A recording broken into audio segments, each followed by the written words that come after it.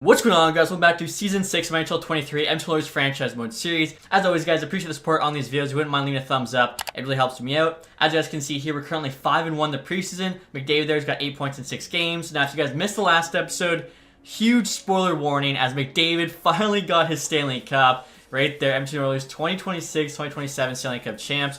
Speaking of McDavid too, he cleaned up his 4th straight Art Ross trophy. He also took home a Hart. Also the Conn Smythe trophy there. Carter Hart actually won the Vezina Trophy, and I found out too from one of your comments that Hart's essentially from Edmonton, like a town right next to it, so that's pretty cool. Went to his hometown team, helped us win a Stanley Cup, and was the best goalie in the league. On top of that too, McDavid won the Ted Lindsay Award. Unfortunately though, Kyle Connor got the Maurice Richard, but still, a very good year there for the Edmonton Oilers. So we're going to see if we can run it back here and win back-to-back Stanley Cups. Next year, guys, I'll show you what the team is looking like. Unfortunately, we did lose Crosby to retirement last season, along with Matthias Ekholm, but with Crosby's money, we're actually able to bring in our Artemi Panarin, play him on the first line there with McDavid and Draisaitl, getting a +5 chem boost. So these guys should go off. I think in my Saskatoon Caribou Franchise Mode Series, Panarin signed with the Leafs, where he was playing on the first line with Matthews and Marner, and they were like the best line in hockey for 4 years straight. So I'm hoping for something similar here with him playing with both McDavid and Draisaitl. Now on the second line there, we got Holloway, Misa, Hyman, negative +3, Yamamoto, Wenbrick, and Nugent Hopkins on the third line. Fourth line there, McLeod, Millette, and Krause. Brendan Krause too, just to be like a super fourth liner. You guys can see he's fast, he hits hard, kind of does everything you want from a fourth line winger, plus, you know, pretty decent rating. Defensively here, Taves and Riley top pair, they get a +3. DeMello we brought in, just very solid defensively, like 93 D awareness there. I'm not going to put up pretty much any points, but, you know, should help keep the puck out of the net. He's actually playing with Broberg there, he's now at 84. And then bottom pair here, Stanley Cup finally made a jump to the NHL, 83 overall there at 22 years old, high top 4, you can see. Pretty solid offensive stats, and he's paired up there with Connor Murphy, who's similar to DeMello, just very defensive-minded. So hopefully that can help out Pelika and producing for us. Goaltending-wise, still have Hart and net. He's now at 90. Backing him up, we got Lukin in here, who I didn't expect to sign, but I just couldn't pass him up when he's only asking for $1.1 million, I think, in free agency. I actually overpaid him there, 1.5 to get him signed for 2 years. So we probably have the best goalie tandem in hockey. Now, behind him as well, we've got Vinny. In the AHL, he's at 85. So I saw a lot of people saying, I gotta trade Vinny. He's actually got 1 year left here. So what I'm thinking is, we'll get to the deadline, and at the deadline, I'll kind of take a look and see how's Vinny doing in the AHL, how's Lukin doing in the NHL, and basically who's ever performing the worst of the two will be get moved, and the other one will be the backup on the NHL team. Two guys will show you here the special teams for this season. So the first unit there is pretty insane. Last year too, I think it was the same thing, but we had Crosby out front. Power play 2 there even is pretty solid. Now power play 2 here I actually don't have McDavid. Stanley Cup is probably the guy I would take out for him, but obviously they want to give him those extra minutes to help him grow. So we'll see whether or not McDavid can still win the Art Ross without these, you know, second power play time. I can see there the 4-man's pretty stacked, +5. Even the second one there isn't bad. And then of course we've got some pretty solid defensive defensemen on this PK. So behind McLeod and Nuge, you got Taves Murphy, +5. Second one there, Millette, Holloway, Riley, DeMello. The third one there, Wenberg, Krause. I actually tried and use every single player on this team on some special teams. So I think every single person is playing on at least one. Should help them all get a bit of extra ice time there just to make sure they don't drop too much in rating or anything. Now in terms of the AHL team, they're actually pretty stacked too. First line, Durafiev, Simonov, Gurianov, all 80+, and they're getting a +1 chem boost. Tulio Niederbach, Ostapchuk, Protisk, Koppin in here. We just drafted him. 63 overall, medium elite. Second round there, 2027. What an absolute steal of a pick. Hopefully he can grow for us. Playing with Suzuki, Chason, Iskakov, Payarvi on the fourth line. Defensively here even, top 4s, all 80+. Dvorak, Norlander, Yermo, Kuliachanik. Bottom pairing there gets a -2, but Viro 79, him was only 75 is not that bad. Dvorak here, 22, medium top 4. I'm actually probably going to extend him right now because he'll probably end up being a solid defenseman for us, maybe even playing the NHL next year, just kind of depending on how everything goes, if certain guys retire or not. Obviously, guys, no change of captaincy. McDavid's wearing the C, and Draisaitl and Nuge are wearing the 2 A's. So Panarin we signed to a 1 year, we cannot extend. Now, I do know Yamamoto needs a new deal. He wants 3 years at 3.1. We got 4 years left. Really no change. Let's see if he'll take like 2.75 or 4. I think that'd actually be an outstanding contract. He is interested in an extension there. Stanley Pelika as well wants one. 2 years, $2 million. I mean, he's going to get good. We need him for 4 more years. 4 years, 4.5. I mean, let's see. If he'll take like 4 years, $4 million. Again, we're kind of betting on him being good, but this would be a great contract for us. And I think, you know, with the ice time he's getting, he should produce. I'll probably actually end up asking for more. Now, Connor Murphy here. I actually want a pay drop. 2.5. Let's just do 1 year. Let's try 2.25 because he's 34, about to be 35. Plus, like I mentioned too, in the AHL right now we have Dvorak, who might not take his roster spot next year, but I could definitely see him taking it the year after. So he wants $1 million for 4 years. I mean, let's see if we could get him and Stanley Pelika locked up for the rest of this franchise at, you know, pretty solid numbers. Definitely willing to do that. Now, if he kind of ends up being a bust, doesn't get higher than 80, we probably overpaid him a bit, but nothing crazy. Vinny here as well, we can extend 800K for 1 year or 2. 3 years, 2.5. I mean, might as well. Let's do like 900K there for 2 years. I think, you know, that's a really good contract. Even if he's our backup, also gives us the option to make him the starter if we want to. And now before we hear back from those signings, guys, we'll first take a look at this team's ratings. As you can see here, we got 97 offense, 94 defense, and 92 goaltending. So obviously this team was good enough to win the Stanley Cup last year, like I was saying before. Hopefully they can do it again. But first here, I do want to take a look and see if all those guys say yes to our offers. We actually went 6-1 there in the preseason, not bad. McDavid had 11-7. And Connor Murphy there said yes. I think that was a very fair contract. Same with Yamamoto. We got him for the rest of this franchise. Anton Blika there, 4x4. And Dvorak, 4x2. Okay, so those are good contracts. Vinny also said yes, so I think the future of this team is looking very bright. I mean, nothing to say here, guys. The record of 21-12-1, which is actually good for first in the division there, 43 points. You can see the Wild that were going off. They got 52. In terms of the entire NHL, we're probably like top 10. Honestly, our division really isn't the greatest. You can see that McDavid's got 42 points in 34 games, which isn't bad, but he's definitely not on pace to put up like 115 or anything. Probably on pace for closer to 100, so I think I am going to put him on that second power play because I really want to see him get 5 straight R-Rush trophies, have only his name on that list. So, Stanley Pelika, he's only got 7 points in 34 games with second power play time. Just gave him a big contract, but obviously, too, could go up in rating and stuff. So I'm going to take him off for this year. Put McDavid on there. I'll have Yamamoto on the outside there. And I'm going to make it so New just feeding McDavid the puck. Hopefully, can produce even more there. Like I said, just continue his domination. Also, too, guys, in terms of the AHL team, Simino averaging over point per game, which is sick. And we're currently third in the division, so in a playoff spot. All right, guys, so I haven't even finished simming in January yet, and we've only won 2 games this month. One was an OT win against the Leafs, another win against the Islanders. I guess I'm going to put Stanley Pelika back in the second power play because, I don't know, they didn't really do much for our team. I think McDavid actually slowed down as well. He's now just over a point per game, opposed to before was quite a bit over. Obviously, could just be a coincidence. I don't know, but I don't like what I'm seeing there. So we're putting Pelika back on power play too. So another trade deadline here, guys. We're definitely going to be a buyer, like I mentioned. I'm trying to go back to back. I'll show you where we are in the standings afterwards. So entering the trade deadline here, let's see who the top players on the block. Quinn Hughes there.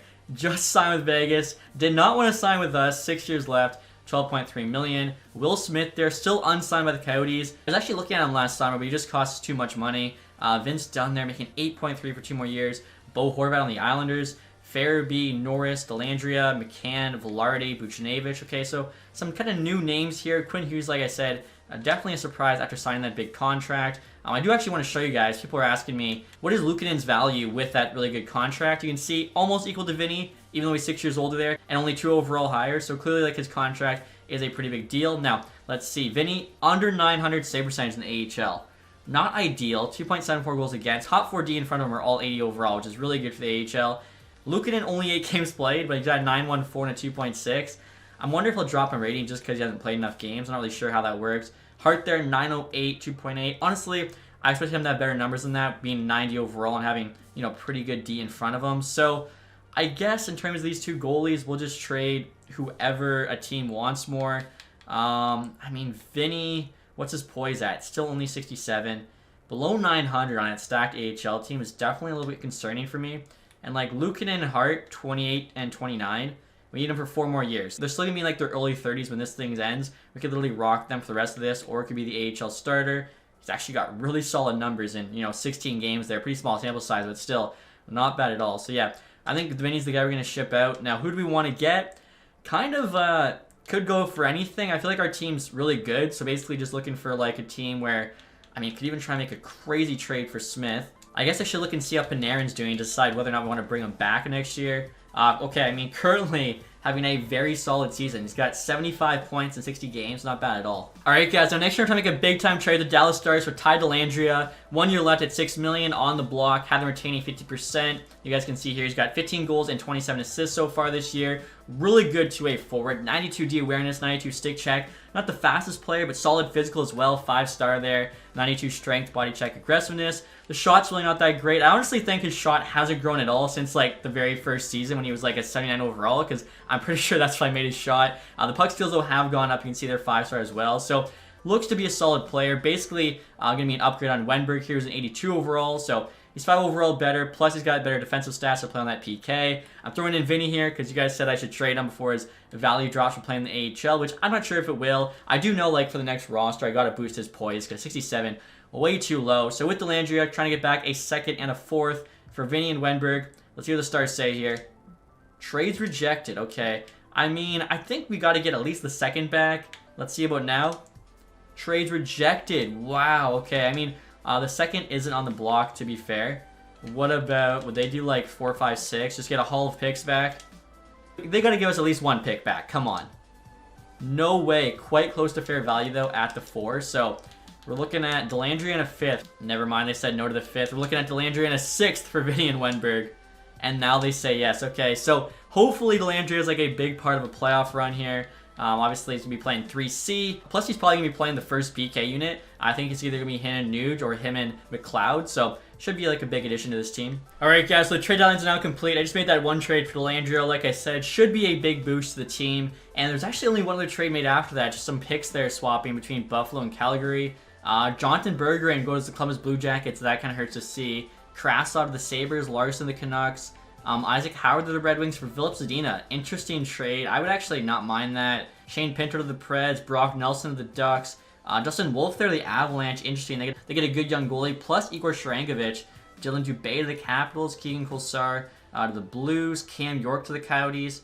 Let's see. Heinen there to the Bruins. Tarasenko to the Blue Jackets. Okay. Pierre-Olivier Joseph there to the Flyers. Chandler Stevenson and Will Borgen to the New York Rangers. So I guess Tarasenko is kind of like the big trade. Calvin DeHaan, what's his rating at this point? Oh, he's still at 79. He's got shot blocking. Honestly, if we needed like a 6th defenseman, definitely would pick him up, but we definitely do not right now. And since I couldn't show you guys before, as you can see, we're currently first in division still, but just barely holding on there. We got a 1-point lead on the Kraken, although we do have 4 games in hand, I'm seeing, so that's a good sign. In terms of the entire NHL, we're worse than all the other division leaders, but, you know, luckily we play in the Pacific. McDavid there, 79 and 60. AHL Semino still over a point per game. An AHL team still third in their division. So hopefully both these teams keep it up and we get into the playoffs. And after that trade, guys, should update look at the team. First line staying the same. Second line's actually Yamamoto, Misa, Nugent Hopkins now. Nuge only has 31 points on the year, so I want to try and get him going because he's still under contract for another season after this one. And Yamamoto actually playing pretty well. 34 points in 60 games, only 13 minutes of ice time. He's actually producing the same amount of Hyman with 3 less minutes, so that's why Hyman's on the third line now, but he is playing Dellandrea, who obviously we just got. I think he's going to produce a bit more than Wenberg did. And then Holloway here also hasn't been producing that much, so he kind of got demoted there. And the fourth line you can see is the same.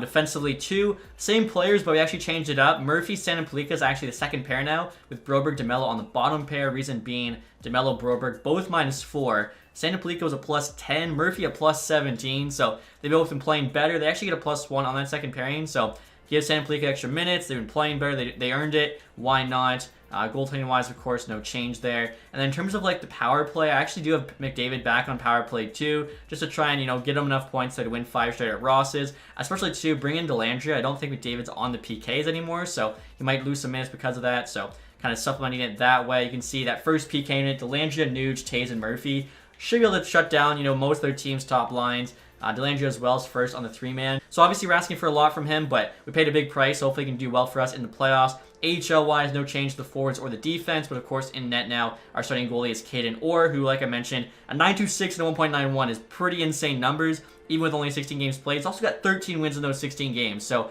he might end up being a stud. We're going to find out. Alright guys, so I think that trade for Ty Dellandrea was a good one, as we only lost 2 games in regulation after the trade.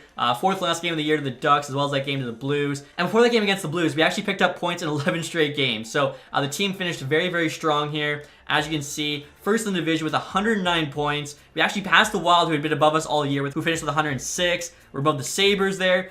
Are you kidding me? So after the trade deadline, we go on an absolute tear and end up winning the President's Trophy, which we were kind of robbed of last year. Of course, time with the Maple Leafs. AHL-wise, second in the division there with 97 points, 47, 22, and 3 record. You can see Semino there did finish over a point per game. NHL-wise, McDavid put up 100 right on. Wow, I don't know if that's going to be enough for there at Ross or not. I should mention, too, our record, 50, 23, and 9, so we just hit 50 wins. McDavid just hit 100 points. Like I mentioned, unless it's a low-scoring year, I don't think he's getting the Art Ross, which kind of sucks, because we had him on the second power play most of the year, and I mean, he's playing with Panarin and Draisaitl that went off, too. Like, Panarin there, 93. Draisaitl actually did slow down quite a bit. Like, just over a point per game for Draisaitl is honestly an off year. Like, last season, 86, Year before that, 99, 113, 103. So he actually has slowed down quite a bit, you know, getting older there. He's 32, but still 95 overall with 99 passing, 99 wrist accuracy, 99 offensive awareness. Like, I think he should be putting up more points than that, but whatever. Morgan Riley, but a point per game there. I think that was an awesome trade still. Michael Misa, 74. Delandria, 57. So let's see with us. He had 15 and 22. That's actually really good numbers for a third liner. I don't even think he gets power play time, just PK. You know, Moto had 54, Nuge 53, so Nuge actually picked it up a bit on that second line. Taves 51, solid. Hyman basically 50 is also pretty good. Holloway 39, we need more from him. Broberg 21. Broberg outscored Stan and Pelika, so that's not good. He only had 14 points. That was the issue, like kind of why I took him off the power play. I mean, 60 minutes a night. And looking at his stats here, I feel like he really should have produced more. Murphy there, Millette, DeMello, okay. So goaltending stats, Hart there finished at a 9.12 and a 2.7, 6 shutouts as well. Pretty solid. Luukkonen 9.25 and a 2.23. Obviously, when he had to come in, he played great. I mean, Hart played 70 games. Kind of nuts considering the fact that like Luukkonen's a great backup. It must just be because Hart's 90 overall. The assistant coach probably just feels like there's no reason to send in the backup much. So behind Simoneau, Griano's a point per game. That was a good signing for cheap, just out the AHL team. Niederbach, Tulio, 57, Durafaya, 56. Where is the medium elite guy? I want to see how he did. Probably not the best. I haven't seen him yet. Dvorak, 24. Coppin in there, 16 and 72. Averaging 11.5 a night. He went up by 1 overall. I'm actually forgot to show you guys, but the medium elite grinder we drafted a couple seasons ago, he started the year at like a 50, and he's now a 69 playing in juniors. So that is really nice to see. Or here, 29 games played, 22 wins, 9-2-1, and a 2-1-1. This dude, like I said, this dude's looking like he might be sick. Obviously, that'd be big for the AHL team if he ends up being a solid player. Actually, I went to goalies first, so I guess we're starting with goalies here. Spencer Knight had the most wins, 46. Best save percentage for a starter is going to go to Husso, 9-2. And then the best goals against for a starter is also going to go to Husso. But he only had 36 wins. He could get the Vezina, but I mean, Carter Hart here had pretty solid numbers with 41 wins. You never know. Let's look at points here. McDavid wins the Art Ross with 100 right on. So yeah, just a lower scoring year. The goalies are playing better. The defensemen were shutting things down. Let's go. 5th straight Art Ross. Barkov was only 2 behind him there. Aho, Robertson, Panarin finished 5th. Kachuk, Stankoven. What's he up to now? 90 with immediately potential. So he grew from a high top 6. 99 passing. Oh my god, those hands are just ridiculous. Pasternak, Tage Thompson. We're looking at goals here. Pasternak does win the Maurice Richard. Does not go to the McDavid. That's okay. I was worried about the Art Ross. Adam Fox there, 87 points. I was wondering if Riley was going to be close. McCarr 85. Then Yossi, then Riley. Honestly, if McCarr didn't have such a good plus-minus, Riley might have been able to win the Norris Trophy. Only 6 points back of Fox with a plus 33. Unfortunately, probably going to go to McCarr looking at those numbers. The fact Fox, though, again, leading defenseman in scoring, has a chance for like his 4th straight Norris is just ridiculous. And then rookie skaters, Quentin Musty, just breaking the NHL now. 61 points there with the Flames as an 81. You got Noah Ostlund actually on Blue Jackets now. Callum Ritchie, Matthew Wood. A lot of these guys were actually drafted in 2023. And they're just now having the rookie season 5 years later in 2028. That's kind of crazy. Like Andrew Crystal, are you kidding me? 82 overall, 11th overall pick. That is why it doesn't really make sense if you're competing right now to hold on to your picks, because as you can see, even like good prospects, first round picks, they're not even making these teams until 5 years down the road, which honestly is just insane. I feel like some of these teams must really butcher their development. Now, in terms of the entire league, guys, as I mentioned, we win the President's Trophy there. Florida had the same amount of wins, but luckily we had a lot more overtime losses. The top 16 all make it. They don't. Montreal gets screwed. Seattle gets in. And then Vancouver there last in the league, 65 points. Goals for, we were actually first, 1 above the Hurricanes. And then goals against here, we were also first. So Carter Hart, even if he doesn't win the Vezina, we'll be taking on the William Jennings. And I mean, between him and Luukkonen, it makes sense we'd be winning that. So I think winning back-to-back Vezinas would be very, very cool. But we'll get on the playoffs now, guys. See who we play. First round, St. Louis Blues. All right, so we'll take a look at that team. All right, guys, the Blues' first line here is Kuzmenko, Thomas, and Kyrou. Second line, Snuggerud, Fantilli. That's right, they got him. He's up to a 90. Same with Thomas and Kyrou. Calabrini as well, they drafted. Second line left wing, and now 87 overall. So, I mean, they got 2 pretty sick picks there in Calabrini, Fantilli. Greer on the third line with a 76, Braden Shen, and Kolasar, Sturm, Bowers, Neighbors on the fourth line. Defensively, okay, their defense is pretty weak. Mata, Hellison, Pionk's 85. He's their best one. And they're putting on the second pair. Loof, Parayko, Whitecloud. And then goalies here. Hofer's up to an 86. Ratzlaff backing him up. So, I mean, I like our team obviously on paper more, but you never know what's going to happen in these playoffs. You can't count your chickens before they're hatched. So, let's see what happens here, guys. First 2 games are at home. Obviously, we'll have home ice advantage the entire playoffs if we can, make it through. And as I say that, we lose the first 2 games, 2-1 and 5-3.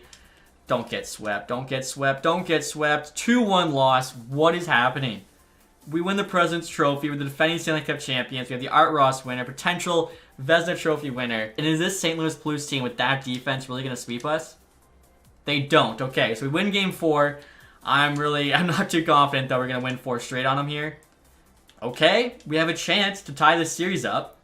And we do tie the series up. Okay, 3-2, 4-2, and 2-0. Hart's really just locked it down here. Game 7. Chance to somehow reverse sweep. This would be like the 5th time ever in NHL history. Out-shooting them there, and it's still 0-0 after 1. 2-1 lead after 2. McDavid with a couple. Stern for them. I'm resuming this thing. Come on, McDavid, find the Hattie. Find another gear. Michael Misa, actually, makes it a 3-1 game. Okay, maybe at the 10-minute mark, I'll just do it. Morgan Riley, 4-1. 5-1. Hyman adds 1. No Hattie for McDavid, but are you kidding me? We reverse sweep the St. Louis Blues in the first round. Honestly, guys, you can probably tell from my voice, I was just willing to accept that, the game hates me, and we were going to lose first round there, but somehow the boys find a way to claw back in that one. You can see Misa there's got a point per game, and in the next round of the playoffs, we're up against the Anaheim Ducks. I was actually looking at their team a little bit, just because they're the first team that pops up here. They have a pretty cool team as well. So Edward Sala, first line, with Zegras and Lilja. This is a creative player who actually went first overall 2024. Not the best hands, but he's got an insane shot. Troy Terry still on the team, second line with McTavish. Franzen here was second round pick. Wow. Low elite 83 with all those X factors. What a great pick by them. Burakovsky, King here. What was he taken? 11th, 2025. Gaucher, fourth line. Paul Mary back in the Ducks, playing with Lundstrom and Perreault. Defensively here, Mintyukov, Drysdale, top pair is nasty. Solomonson, Zellweger, Jones, Lindstrom. I mean, the fact that Ducks are going to have a future top 4 decor with Mintyukov, Drysdale, Zellweger, and then whoever they want is the 4th guy, that's a very bright future. If they can have Bedard, I mean, that team's going to be sick. Vanchek starting, so they lost Gibson, and Lindbaum there backing them up. So the Ducks team's pretty good. I think they're a little bit better than that Blues team, so we'll see what happens here. Hopefully the boys can kind of, keep this momentum going here with those 4 straight wins. Head back home to Edmonton. 5-4 loss, 4-2 loss. I shouldn't even say it's head back home, because Game 7 we were already at home, but are you kidding me? Head to Anaheim now. Let's see what happens. Okay. Are you kidding me? We're in the exact same spot. Down 3, and we have to reverse sweep to keep our playoff hopes alive. Okay, Game 5's at home, and we lose. We can't win at home, apparently. The Ducks beat us in 5. I mean, the Ducks team was pretty nice. I really thought, though, after we reverse swept St. Louis, that was like the start of a back-to-back Stanley Cup run. Wasn't meant to be. AHL team here, they're currently playing Calgary Wranglers, and they beat them. So I think the AHL team is moving on to the conference final, which they are, playing the Milwaukee Admirals. And we're down 3-1, and unfortunately we lose to them in 6 there. So AHL team at least, played pretty well. They have yet to win a Calder Cup. NHL-wise, Arizona, Florida Stanley Cup final. No offense to either of those fan bases, but that would probably be like the lowest viewed Stanley Cup final ever. Playoff scores here, Michael Misa, 10 points, 12 games. That means McDavid and Draisaitl probably didn't show up. I mean, okay, sorry, take that back, McDavid. He had the same amount of points. His only 2 goals coming from Game 7 against the Blues. I mean, that was clutch, but at the same time, how does he not score any other game than that? Nuge, 9. Draisaitl, only 7. Panarin there at 7 assists. Hyman, Riley, Taves. I mean, yeah, I don't know. This team, I don't think they really wanted it. They got the Stanley Cup last year, and they just didn't have that same drive, that same passion. Hart tried. 9-1-5, 2-7-1. Luukkonen played great as well when he had to step up and sub in for Hart, but yeah, unfortunately, the team in front of him, I don't think, played well enough this playoff. And the playoffs are now complete, guys. Florida Panthers there win a Stanley Cup. Lavelle Rocket actually win the Calder. Let's see. Waiting to hear, of course, draft lottery results, retired players. Philly there jumps from 2-1. Calgary from 8-2. So kind of sucks for us. The teams in our division. Vancouver there, so unlucky, dropping from 1-3. But 2 of the top 3 picks are in the Pacific. I guess that makes sense. Our division was pretty crap, but obviously it's about to get a lot better. We'll take a look at the awards here. So even though we didn't win the Stanley Cup, it is cool we got our first President's Trophy. So we now won, each of the big team awards. In terms of the individual here, I mean, look at the absolute domination. Connor McDavid is just running this league. 5 straight Art Ross trophies. Ridiculous. Barkov, though, gets the heart. That's such a joke. I feel like this would be the case in real life, too. 5 straight Art Ross trophies and only 2 hearts. It's like they just don't want to give the heart to him for whatever reason. Riley there did win the James Norris, plus 35. That is sick. Adam Fox would have won it 5 straight years, same as McDavid. That is crazy. I thought Fox only won it 3 straight times. So Riley spoils his kind of streak there. Again, I really think that trade Zachary Benson for him was great for us. Panarin wins the Lady Byng. This was our year. Art Ross, we all know he was the MVP. Riley, James Norris, Panarin, Lady Byng. Wood Calder. Did we get the Vezina? Meyer Conn Smythe. Huso got the Vezina, okay. But we did get the William Jennings, so still tons of awards here. Jet Wu, actually, second Bill Masterton in 3 years. Penguins coach Jack Adams, the probably hardest award to win, honestly, if you're actually a good team. Selke Trophy there, Barkov. Also got the Ted Lindsay. And then Pasternak there, Maurice Richard. So I guess they like the fact that Barkov had almost as many points as McDavid, plus had a very good defensive game this season. AHL-wise, as I mentioned, Lavelle Rocket there when the Calder Cup. Individually here, this Gordon guy, most points. Gortz, MVP. Chen, most goals. Really, no one I recognize. Okay, Grand's there, best defenseman. Vlalta there, best goalie. Joshua Watt, MVP of the playoffs. Surprised he hasn't made the NHL team yet either. Simino, sportsmanship, that's kind of cool. Jones, community involvement, and then Vlalta there also had the lowest goals again. So, as I mentioned, guys, we'll get to retired players next, as well as the draft. I'm not really sure if we're going to lose anybody this season in terms of, like, retired players or free agency. Patty Kane hangs it up. I actually did see he was in the AHL. And he tore it up over a point per game, but he was down to a 73. Malkin also retired there, now 41. Pavelski was 43, still going. He actually goes out as Stanley Cup champ. How cool is that? He had 61 points at 43 years old. So the guy could still play. 94 hand-eye, just tipping pucks in. Bergeron there, cult to quits as well. Oh my gosh, I didn't even notice him. Artemi Panarin retired this season. Exactly 1,000 games played, 1,095 points. I can't believe that. Only 36 years old, and he's coming off 93 points, and he's like, you know what? I'm done. See you later. Are you kidding me? I mean, this retirement page list is crazy. Like, looking at the top 10, you got Seg in there as well, Kadri, John Carlson, Braden Shen, Jonathan Marchessault, Jeff Skinner. Like, it keeps going to Foley, Smith, Krug. A really, really good retirement class here for sure. Jared Spurgeon, Ekman Larson. Take a look next at goalies. Marc-Andre Fleury. I mean, yeah, talk about, all-time goalies. 1,112 games played. Absolutely ridiculous. He's probably somewhere in the top 5 list of goalies. We'll take a look at that when the series is completely over. Varlamov there also calls it quits. Sam Mrazek, Ranta, and Riddick. And so obviously, guys, with Panarin retiring, we now have a lot of money to go and buy a free agent. Although we do have to pay Michael Misa his extension, so I'm not sure how much money we'll have, but we should be able to buy at least somebody to replace him in the top 6. It might be more of like a $5-6 million player though, opposed to a $10 million player. Look at the draft class here. Let's see.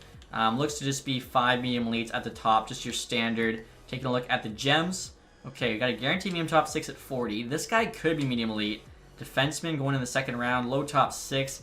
Early third. This goalie here, very small chance to be high elite. Gonna go late in the draft. We'll probably take him because why not? And look at this player, a center who's got a good chance to be medium elite, also going late in the draft. Hopefully our scouts found some diamonds in the rough here. And look at this dude, Neil McMuffin on the Regina Pats. Could be medium elite. He's a grinder. I gotta draft him just for the name. Like, come on. Plays on Bedard's team. That last name, it's too good. And check this out, guys. I was looking at the team. Yamamoto's now an 87 overall. I think he started the season as an 84, so obviously, putting up some good numbers, gave him a boost, and we got him locked up. 2.75 for the next 4 seasons. Also, too, this Koppinen guy's now a 71. Voros here, who's the grinder's now a 70. As I mentioned, he started out the year at like a 52, so he's gone up 18 overall in like 7 months. That's just crazy. And unfortunately, Carter Hart actually dropped in rating from a 90 to an 88. I mean, he had decent numbers, 912, 2.7. Won the William Jennings. I guess it wasn't enough. I think now, too, that means Lukin will play a lot more games, and he was playing pretty well. So I think that's kind of good because I want to see, who's better. If Lukin ends up having similar numbers, maybe we let go of Hart the season after next. And next year, guys, again, the Montreal Canadiens a great offer, asking for a 4th round pick so they can move up 20 spots. There's really no one I want at the end of the 1st round. We'll see what they say here. Trade accepted. Both their picks were on the block. Again, I think that was very good value for them. So I'm saying to our first pick, which is actually an early 2nd round pick we got via trade. Yarnqvist there, 63 overall, low elite. Not too bad. But look at the 1st round. Bass here, 82 overall, medium elite goes first. Vitali, Vajaholali, I think I butchered that. Teravainen, Silverberg. So yeah, like I said, just a standard top 5. Murata there. Ooh, Bird, 68 high elite goalie at 9th overall for the Islanders. You don't usually see a goalie going that high. High elite potential, that makes sense. That's actually really cool to see a goalie going in the top 10. Doesn't look to be any other medium elites. You got a 70 overall low elite, though, the Canucks late in the 1st round. Not a bad pick there. But with our pick here, I'm going to take this gem, Elliott, guaranteed medium top 6. Hopefully he's decent. And he's a 65 overall medium top 6. So pretty standard, I would say, for like early 2nd round. Next year, guys, I'm swinging to our pick number 48. I'm really hoping that the other gem we have is still here. He is Avery Shields of the Edmonton Oilers Kings. Could be medium elite player. And he's a medium top 4. That's not bad, though. 60 overall, medium top 4 defenseman. I feel like we're getting pretty solid picks there, especially considering the fact, President's Trophy winners, and we're, landing picks like this. And we actually have another pick now in the second round, and we're actually going to take a third straight gem. Oh, unless he was gone, but he might not be. No, he's not. Okay, so Jan Branca, guaranteed low top 6. Hopefully, though, a decent player. 62 overall. Does he have X Factors? He doesn't. I figured, though, I would trust the gem. He's got a pretty good shot, though, on him. So, 3 gems there in the second round. Really can't complain. And now there's actually a lot of guys I want later in the draft. So I'm offering the Rugby's here the Montreal Canadiens 4th round pick we just got with a 7th next year for their 5th and 6th. And they say yes. Again, just trying to acquire picks to be able to get all these guys. And so our next pick here, guys, isn't until the 5th round. And I believe the next guy I want, it is the legend, Neil McMuffin. Come on. 58 overall, medium top 9. For the 5th round, that's actually not too bad. And he's got an awesome name, so we'll take that. And our next pick here, guys, also in the 5th round, late 5th round pick. Looking at this Martins dude. Really good chance to be low top 6. And he's a low top 9. Okay, that kind of sucks. And we're now picking here early in the 6th round. And the guy I want actually got taken. Must have just been like a few picks shy. I'll go with Mackey here, the goalie who could be high elite. He's a high backup. Early 6th round, that's still not terrible. And now the next pick here, guys, I'm actually going to take Lewis Manning. Not supposed to go to the 200s, but I'm looking at him. He's kind of nasty. Guaranteed NHL ATA 3 years. And he could be medium elite from Norway. 67 low elite. Okay, that's a steal in the 6th round. Playmaker with 89 passing out of the draft. I don't think I've ever seen a player of the draft with that good of passing, aside from like real players like Bedard or whatever. So that's nasty. Usually like they all have good shot and terrible hands. All right, guys. So now next year I'm trying to get 2 7th round picks from Boston for Hewitt, who's a medium backup goalie. Protis, Kuliachonic. They want both, but 27. They're actually on expiring deals, so probably not gonna bring them back. And a 7th in 2030. Basically, nothing really for nothing really. They say no. What a future 6th and a 7th. There we go. Okay, so gave them a lot there, but probably wasn't really bringing much of that back. So in the 7th round now, guys, pick number 201. I'm probably just going to stick to our pins. I'm looking at Omar here, who's supposed to be low top 6. Take a chance on him. And he's a low top 9. That sucks. And then our last pick here, number 20 in the 7th round. Could go with this guy who's supposed to be low top 6. We haven't had much luck on them. NHL 5 years. So far, they've all been low top 9s. Or we could take a chance on one of these medium elite dudes. I'm thinking we'll try Latin in here just to switch it up. And 52 overall, medium bomb 6. Alright, so we took a chance, but didn't get anybody really great in that last round. Luckily, though, we had some steals before that. Look at all the picks we made, too. Like, definitely have a lot of prospects for the future. I'm not the re-sign phase here, guys. Only $3.5 million in cap space, so I guess it's a good thing Panarin retired, because otherwise he'd have been signed with a different team, because we just do not have the money to keep him. Delandria here, we could take a look. He wants 8.6, so yeah, I still think he was a really big help to the team. Like, we lost 2 games in regulation after the deadline, won the President's Trophy, unfortunately. Really got unlucky in that second round of the playoffs, so got to let him go. Also, to Zach Hyman. Oh, actually, he's extended 1 year, 4.5. I forgot about that. I thought we were losing him. So, $3.5 million to bring in a top 9 forward. I think we'll be okay, honestly. Take a look, too, at defense. As our forwards are going to be fine. Defensively, Broberg's actually up to an 86. I didn't think he had that great of a season last year. 21 points, plus minus a 0, but apparently he's got 90 D awareness now, 90 stick check. So, looking a lot better now on that contract. Before, when he was like an 83, making almost $5 million, wasn't really worth it. Now it definitely is. DeMello, 6.7 for 83. Even though he's very good defensively, that's a lot of money. So maybe try and trade his contract and then call up either Yermo or Dvorak to be the 6th defenseman. Probably play bottom pair with Murphy and have Sandaplica with Broberg on that second pair. And then goalie-wise, as I already mentioned, Hart and Luukkonen, 88, 87 now. Both still locked up. Or probably the AHL starter because he's been sick. So we'll just sign like some AHL backup. And Norlinder here is 28 now, so I'm just going to let him go. Probably find somebody younger that can get the ice time. And then Simino here, 27 now. But over a point per game last season. You got to keep it for the AHL team. Same with Thurofai. I feel like, actually, never mind. He wants 1.2 million, so we got to let him go. Also, to the medium league grinder needs a contract, so we'll sign him. All right, guys. So Simino's joining the AHL team. Voros there said yes. Tulio, another AHL signing. Iverson, Yandel. I think it's literally just all AHL signings. So as I mentioned, we're gonna have 3.5 million to find a top 9 forward, which should be pretty easy. And so next year, guys, we're entering free agency. Curious to see who's available, who's like the top player. Trevor Zegras, 92 overall, wants almost $14 million. That just shows you how great of a contract McDavid's on. This Manlow guy, 21.93 medium franchise. He was taken first overall 2025 by the Canadiens. Lilja there, Yzerman, Sala, Eklund. Some really good players. Obviously, a lot of them, though, are RFAs. Delandria there wanting a lot of money. Sorting by overall, we got 3.5 million. let's just keep scrolling down here, looking for a steal. I mean, Daniel Sprong, 3.7 for 85. Pretty good numbers, pretty solid shot.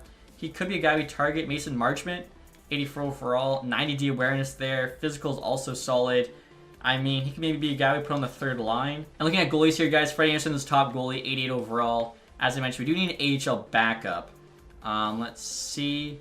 I mean, 23.75 medium starter would actually be better than our current guy. And 20.53 is just not good enough. I think Sanders here, 21.70 high fringe starter. He should end up being like an 80 at least, so let's see if we can get him locked up. Now looking at all skaters here, two-way, Barry, 20.54 medium top 6. Didn't get drafted, so he's actually a guy everyone missed out on. We'll see. I guess we'll give him the max offer, make sure we get him. Could end up being a player for us. Kalen Lynn, 23.78 medium top 6. He an RFA? Oh, he is. Bystedt, 24.79. First round pick, 2022 by the Sharks. I'm surprised they don't keep this guy. He looks pretty good, so I'll give him a 3-year max offer on the two-way. Zachary Bolduc here, even 25.78 medium top 6. 93 passing. Shot's not the most accurate. I mean, he could still end up being an 80. Try signing him as well. And in terms of the AHLD, we could probably use one guy. Otto Vainen in here, 25.78 high top 6. I feel like he's often available. Do 900K for 2 years. He's actually got pretty solid stats, like 93 shot block, 94 stick check. 5-star physical as well. Now, in regards to the NHL player I'm going to sign, guys, I actually might wait like a month or so and see if there's an RFA we can potentially steal via an offer sheet. 3.5 million, we're probably looking at giving up like a second-round pick, which obviously could be a steal depending who we get. Now, this Martin Berry guy said yes, he was the center medium top 6, so everyone just missed in the draft apparently. Sanders there as well, the goalie, 70 overall high fringe, Zachary Bolduc, Philip Bystedt, Otto Vainen. Alright guys, we're a couple weeks into free agency now, and as you can see, all the top players are gone, including all the RFAs. The top player available is Travis Konechny, 86 overall, so kind of crazy to see. Usually there's some RFAs that last like until the fall, end up like not even getting signed, but obviously this is a good thing because we want teams actually keeping their star players and not having them sit out a year. So, I mean, looking at who we could get, Jaden Schwartz, potentially he does want 400K more. Then after that, there's a few 84s. Honestly though, there's one guy slightly lower rated, Anthony Mantha, 83 overall. I'm a Red Wings fan, still a fan of Mantha. And pretty much at the start of this year, there's been a person asking every episode for me to sign Anthony Mantha. So I'm going to do it for him now. 6'5", 234, he's big. Should probably have higher physical than that. But you can see, solid shot, decent hands. Playing a third line wing role for us. I'm going to do like a 1-year deal. I think that's, you know, pretty good value. I'll give him 2.75. Make sure we don't miss out on him. We'll still have about 750K after that. And honestly, too, I saw like contract-wise, we have a bunch of spots. Harvey Bernard here only got to an 81. I did boost his potential and his rating, but doesn't seem to be quite enough. Could sign him to the AHL team if we wanted to. Yolen in there, he's okay. Kill Thomas, also done growing. Yolen Foot here, 5-star physical, but pretty terrible defensive awareness, which I kind of want in my bottom 6. And look at this, guys. Duro 5's only asking for 800K now, so I could bring him back. He was pretty nasty with us. You know what? I will. He made a mistake. We'll do that. And I'm just looking at AHL players' potential now. This McLennan guy, 22 years old, already has 75 overall, low top 4 defenseman. He does have a chance to actually become a player, so let's try a 3-year deal here, see whether or not he works out. Trevor Stoner as well, 22.73 medium top 6, 91 passing. These are guys that'll probably be scratched on the AHL defense, I'm not sure, but it's like, might as well take a shot on them. You never know, once in a while guys will just randomly grow. And Filppula here, 23.77 low top 6, 88 passing. Where did he have? Okay, playing the AHL last year, 69 points. That's nice. We're going to bring him in. 77 overall. Let's do a 3-year deal. Montreal's interested too, so give him 950K. Hopefully you get him. And look at this, guys. I'm checking goalies. Sawgard here, 84 overall, wants 4.8. Dostal, 83, wants 800K. Same with Matt Murray and Nico Dawes. I mean, are you kidding me? Dawes there, 900 save percentage. Is that in the NHL last year? It is. Not too bad. Murray's 34. I don't want him. Dostal, 28. He had a 908. 18 games played. And if you guys remember, Dawes actually did play some games for us a few years ago, so I'm actually going to bring him back here, 800K. I feel like just make him the AHL starter for that price. The dude who could be sick, still a low 70s, so he'll just be the backup for this season. The other guy we signed was pretty low rated too, so he can just be the 3rd string. And look at this, even Jack Campbell's available, only wanting 800K. If we needed a backup, definitely, you know, could have brought him back to the team. Pretty crazy, like, most goalies it looks like end up being low 80s. It's just, you know, so few are in that like high 80 to low 90 range. There we go, guys. Filppula said yes, so should up with the AHL team. And a lot of teams want that or goalie, not giving him up. He's not even on our block. Dawes said yes, so AHL team's got a lot better with him in net, I think. Low top 6 for a 3rd. That's going to be a no. Look at that. Mantha is joining the team, so hopefully good acquisition. Door 5 will be, of course, on the AHL team. Stoner there, same thing, and McLennan. And as I mentioned before, guys, I wanted to trade Dylan DeMello. He's got 1 year left, making 6.7, down to an 82 overall now in the fall. As you can see, good defensive stats still, but no offense. Trying to bring back Adam Pelech, who would be like insane on the PK. 34 years old, he's still an 89 overall. Defensive awareness there, 93, 95 stick checks, solid physical. Pretty decent shot, he's powerful, decent hands too. With him, I'm actually trading Yermo, who's up to an 82 now, but he's 26, so you know he's done growing after this season. Pretty good like puck skills and shot. You can see like shot there, 90-86, which is kind of ridiculous. But he's on an expiring deal, so he's going to go on and get paid. We can combine him, DeMello, and a first for Adam Pelech. We can really make a run at it here. And looking at the trade values, I think it's pretty equal. Let's see what the Coyotes say. Trades rejected. Are you kidding me? Sent more than one player. Blah, blah, blah. Let's see if we can add something small. Joakim Kärnän, here we go, the second round pick.